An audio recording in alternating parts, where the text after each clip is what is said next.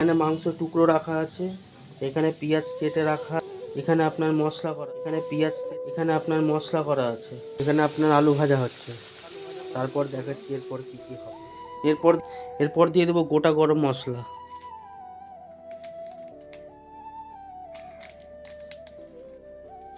এটা ভেজে নেওয়ার পর এরপর দিব পেঁয়াজ। পেঁয়াজ দেওয়া হয়ে গেল, এরপর এটা নাড়াচাড়া হবে। পেঁয়াজটা লাল লাল করে ভাজা হয়ে গেছে, এরপর দিয়ে দেবো আমরা বাটা মশলা। এরপর দিয়ে দেবো লঙ্কার গুঁড়ো, লবণ একসাথে। এরপর দেবো লবণ দিলাম, এবার দিচ্ছি হলুদ গুঁড়ো। এবার মশলাটা কষিয়ে নিতে হবে।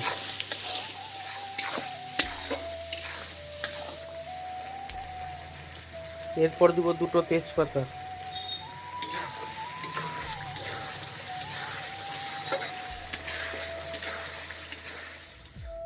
এরপর দিয়ে দেবো এই চিকেন।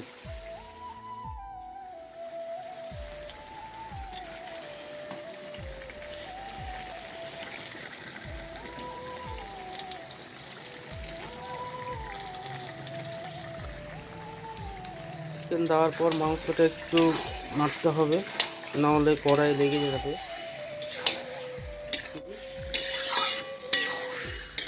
কিছুক্ষণ পরে আলুগুলো দিয়ে দিলাম, আলুগুলো দিয়ে একটু নেড়ে নিই, তারপর জল দেওয়া যাবে। মাংস কষা হয়ে গেল, এরপর জল ঢালছি। মাংস বোধহয় সিদ্ধ হয়ে গেছে মোটামুটি, আলু সিদ্ধ মাংস সিদ্ধ হয়ে গেছে। এরপর দিয়ে দেবো গরম মশলা।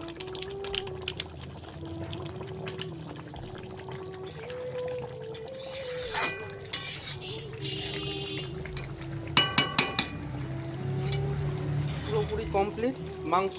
এবার যার যার খেতে ইচ্ছা হবে কমেন্ট বক্সে ঠিক টাইম মতো দিয়ে চলে আসবো। বাই।